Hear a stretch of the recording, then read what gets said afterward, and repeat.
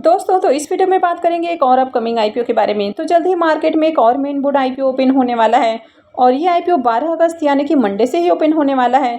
तो चलिए देखते हैं कि किस कंपनी का आईपीओ आने वाला है, कंपनी का बिजनेस कैसा है, फाइनेंशियल कैसे हैं और इस आईपीओ में आगे अप्लाई करना है या फिर नहीं करना है। तो इससे पहले कि मैं वीडियो को शुरू करूँ, अगर आप इस चैनल पर पहली बार विजिट कर रहे हैं या फिर आपने चैनल अब तक सब्सक्राइब नहीं किया है तो चैनल को सब्सक्राइब कर लें और वीडियो को भी लाइक कर दें। तो सबसे पहले आईपीओ के नाम के बारे में बात करें तो इस आईपीओ का नाम है Saraswati sari depot IPO. IPO 12 अगस्त यानी कि मंडे से ही ओपन होने वाला है और ये 14 अगस्त को क्लोज होगा। आईपीओ में फेस वैल्यू 10 रुपये पर शेयर है, बुकिंग प्राइस 160 है और 90 शेयर्स का लॉट होने वाला है। अब आईपीओ के साइज को देखें तो आईपीओ 160 करोड़ का होने वाला है, यानी कि बहुत ही छोटा आईपीओ है। इसमें 104 करोड़ के फ्रेश इशू हैं और 56 करोड़ का ऑफर को सेल होने वाला है और ये मेन बोर्ड आईपीओ है तो कंपनी बीएसई और एनएसई के ऊपर लिस्ट होने वाली है। अब इस आईपीओ में रिजर्वेशन पोर्शन को देखें तो क्यूआईबीएस के लिए आईपीओ में 50% का पोर्शन है, रिटेलर्स के लिए 35% और एचएनआईज के लिए 15% का पोर्शन रखा गया है। इस आईपीओ में लॉट साइज को देखें तो आईपीओ में 90 शेयर्स का एक लॉट होने वाला है और एक लॉट के ऊपर इन्वेस्टमेंट अमाउंट 14,400 रुपये रहेगा। तो अगर आप आईपीओ में रिटेल पोर्शन से अप्लाई करते हैं तो एक लॉट से लेकर 13 लॉट तक अप्लाई कर सकते हैं। वहीं पर अगर आप 2 लाख से ज़्यादा का इन्वेस्टमेंट करते हैं तो फिर आप स्मॉल एचएनआईज पोर्शन में आते हैं, तो इसमें आप 14 लॉट से लेकर 69 लॉट तक अप्लाई कर सकते हैं, यानी कि 2 लाख से लेकर 10 लाख से कम का इन्वेस्टमेंट कर सकते हैं। वहीं अगर आईपीओ में आप 10 लाख से ज़्यादा का इन्वेस्टमेंट करते हैं तो फिर आप बिग एचएनआईज पोर्शन में आते हैं, तो इसमें आप 70 लॉट या इससे ज़्यादा के लिए अप्लाई कर सकते हैं। इस कंपनी में प्रमोटर्स की होल्डिंग को देखें तो प्रमोटर्स की होल्डिंग अभी 100% है और आईपीओ आने के बाद प्रमोटर्स की होल्डिंग कम होने वाली है। तो जैसा कि कंपनी के नाम से ही देखने को मिल रहा है कि कंपनी साड़ी के बिजनेस में देखने को मिलती है, तो कंपनी बेसिकली यहाँ पर होलसेल वुमेंस अप्रैल्स के अंदर इंगेज देखने को मिलती है। तो कंपनी B2B बिजनेस सेगमेंट में काम करती हुई देखने को मिलती है और कंपनी बेसिकली सबसे ज़्यादा साड़ी के अंदर ही डील करती है, यानी कि इसका जो मेजर रेवेन्यू है वो साड़ी से ही आता है, यानी कि कंपनी 90% से ज़्यादा रेवेन्यू साड़ी से जनरेट करती है।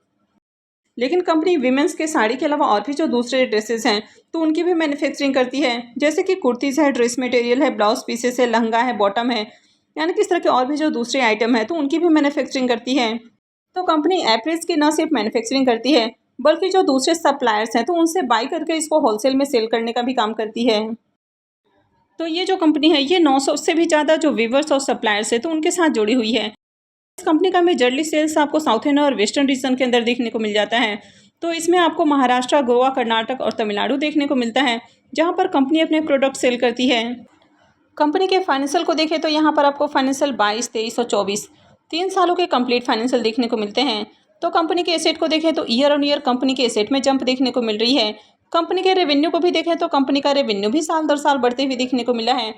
कंपनी के प्रॉफिट आफ्टर टैक्स की बात करें तो फाइनेंशियल 22 में कंपनी का प्रॉफिट 12 करोड़ है, फाइनेंशियल 23 में 22 करोड़ हो जाता है और फाइनेंशियल 24 में ये 29 करोड़ देखने को मिल रहा है। तो प्रॉफिट में देखें तो प्रॉफिट में ईयर ऑन ईयर आपको बढ़िया उछाल देखने को मिला है। कंपनी के नेटवर्थ को देखें तो कंपनी का नेटवर्थ भी कंटिन्यू इंक्रीज हुआ है और कंपनी के अगर बोरोइंग्स की बात करें तो कंपनी के ऊपर अभी 43 साढ़े 43 करोड़ के अराउंड आपको कर्ज देखने को मिल रहा है। तो कंपनी के ऊपर डेट आपको थोड़ा सा ज़्यादा देखने को मिल रहा है। इसका जो डेट टू इक्विटी रेशियो है वो 0.67 का है। अब कंपनी आईपीओ से जो फंड रेज करने वाली है तो उसे कर्ज का भुगतान नहीं करेगी, तो ये जो डेट है आगे भी कंटिन्यू रहने वाला है और यहाँ पर आपको कंपनी के रिजर्व भी देखने को नहीं मिल रहे हैं। तो कंपनी का जो फाइनेंशियल है वो आपको ओके देखने को मिल रहा है। अब कंपनी को भी देखें तो कंपनी भी माइक्रो कैप है, 633 करोड़ का इसका मार्केट कैप है। इसके आरओई को देखें तो 58.88 का है, तो आरओई काफ़ी शानदार है। आरओसी भी 64.46 का है, तो आरओसी भी काफ़ी अट्रैक्टिव है। डेट टू इक्विटी रेशियो 0.67 का है, तो वैसे कंपनी के ऊपर बहुत हेवी डेट नहीं है।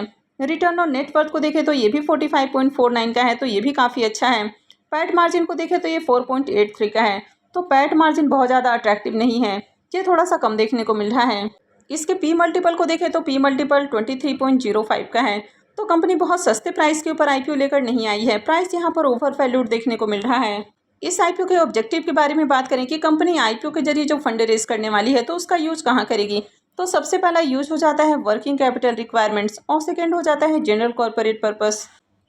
इस आईपीओ के इंपॉर्टेंट टाइम टेबल की बात करें तो आईपीओ 12 अगस्त यानी कि मंडे से ही ओपन होने वाला है और ये 14 अगस्त को क्लोज होगा।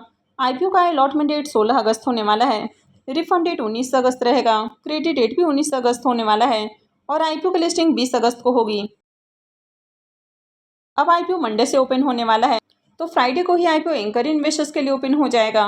तो जैसे इसकी एंकर लिस्ट आती है मैं आपके साथ शेयर करूंगी। अब कंपनी के बारे में बात करें तो कंपनी काफ़ी छोटी है, मात्र 633 करोड़ का इसका मार्केट कैप है और आईपीओ भी 160 करोड़ का है। तो ऐसे में एंकर लिस्ट में बहुत ज़्यादा नाम देखने को नहीं मिलेगा। इसके प्रीमियम को देखें तो इसका प्रीमियम अभी 20 रुपीज़ के ऊपर ओपन हुआ है और आईपीओ में 90 शेयर्स का लॉट है। तो आईपीओ से 1800 रुपये एक लॉट से प्रॉफिट हो सकता है। इसके प्रीमियम को देखें तो इसका प्रीमियम अभी 12.5% के ऊपर ट्रेड कर रहा है। तो प्रीमियम वैसे तो अभी बहुत हाई प्राइस के ऊपर देखने को नहीं मिल रहा है, लेकिन कंपनी का बिजनेस अच्छा है, फाइनेंशियल भी अट्रैक्टिव है, कंपनी के ऊपर ज़्यादा डेट भी नहीं है।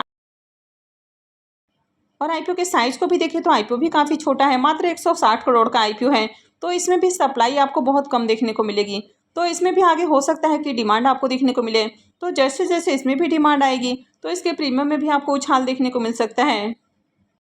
तो इस आईपीओ का अगर एंकर लिस्ट बढ़िया आता है और प्रीमियम में थोड़ी सी और तेज़ी देखने को मिलती है तो डेफिनेटली इस आईपीओ में भी अप्लाई करना है। तो मार्केट में कहीं भी अप्लाई करने से पहले अपने रिस्क रिवॉर्ड को जरूर एनालाइज करें और उसके बाद ही कहीं भी इन्वेस्टमेंट करें।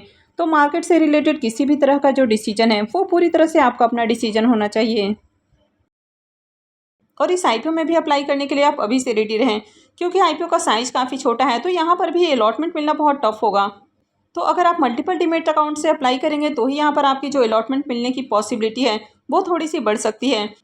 तो आप अभी से अपने फैमिली मेम्बर्स के नाम से भी डीमैट अकाउंट रेडी रखें। अगर अभी भी आपने अपने फैमिली मेम्बर्स के नाम से डीमैट अकाउंट नहीं ओपन किया है तो वीडियो के डिस्क्रिप्शन में जीरोधा और अप स्टॉक दोनों का लिंक है, वहाँ से जाकर आप अकाउंट ओपन कर सकते हैं।